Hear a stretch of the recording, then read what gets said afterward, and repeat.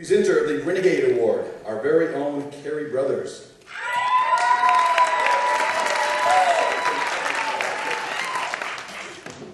Hello, everybody.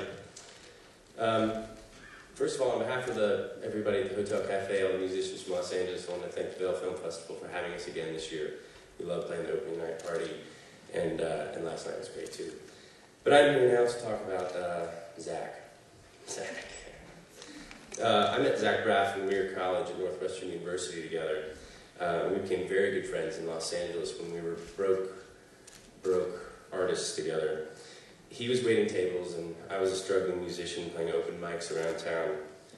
We didn't have much, but we both had pretty big dreams in a town that is filled with people with a lot of failed big dreams.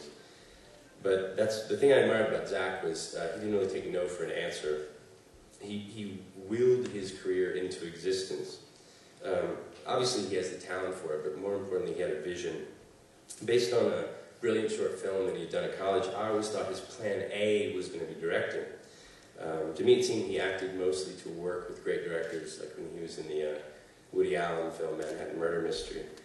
But frustratingly, he was a really good actor, too. And then he got this lead role in this TV show called Scrubs, as if being talented in one field wasn't good enough. Really? He suddenly had an Emmy-nominated acting gig as his plan B. But it was all part of his stubborn vision. He used the success of that show to get a script off the ground called Garden State. By the way, if you're counting, that's plan C. It was a movie about the truths of going back home. It was partly autobiographical and fine storytelling that touched a generation of people that tell me about it all the time.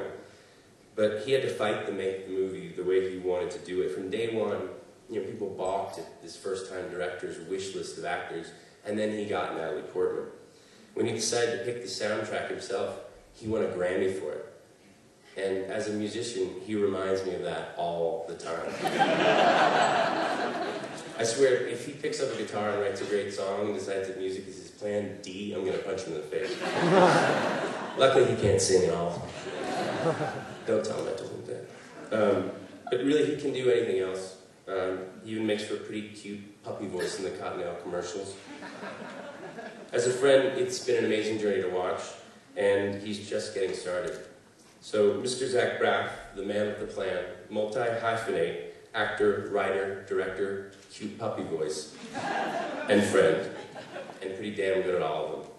On behalf of the Vail Film Festival, I'd like to present Zach Braff with the 2010 Renegade Award.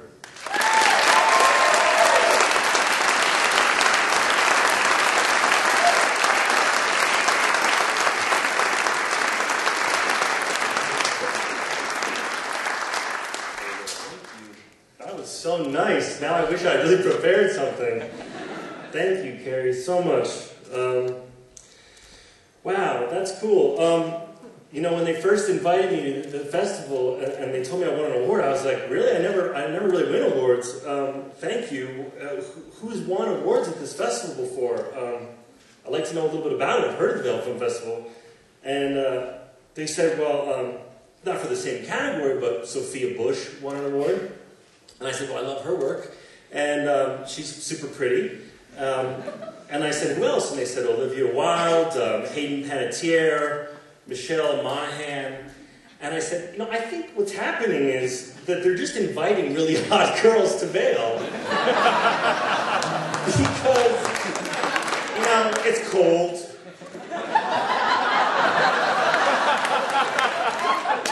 Actors like to get awards. And they'll just say, these beautiful women, come get your award, and they'll show up. And so I came running because I, too, like to get awards. And I decided I'm going to throw an award show in my home.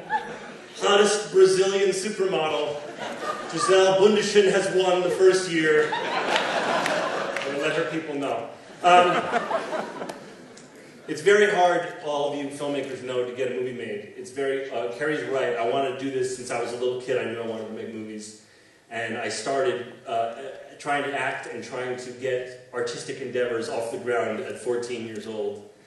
I didn't get cast in a significant role until I was 25.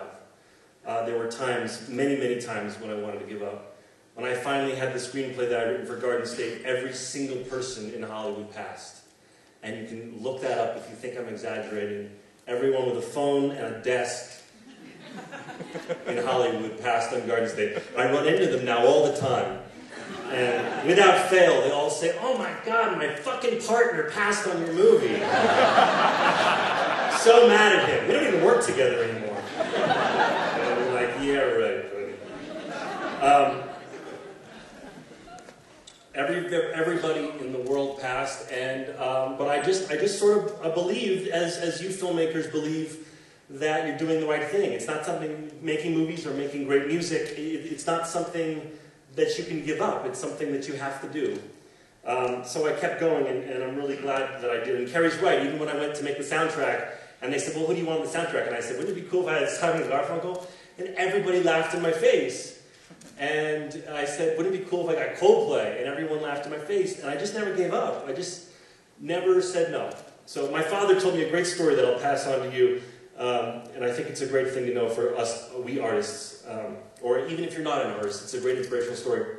The Queen of England, I forgot which queen it was, but at the time, the Queen of England came to New York, and she went shopping at Bloomingdale's. And it was a giant press thing for Bloomingdale's.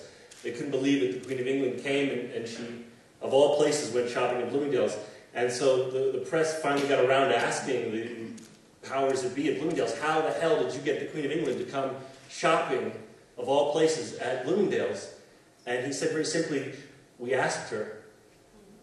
And I think that's kind of been a story that I've thought of in every aspect of my career. Every time someone has said no, I've asked someone even harder to get. Every time a musician said no, I said, "Well, maybe Simon and Garfunkel will say yes." So I guess if I could take one thing about being a renegade, it would be never giving up and following your dream. So thank you very much. I'm very honored. I'm joking about the hot girls. This means a lot to me. And come to my award show where we're giving Giselle an award. Thank you.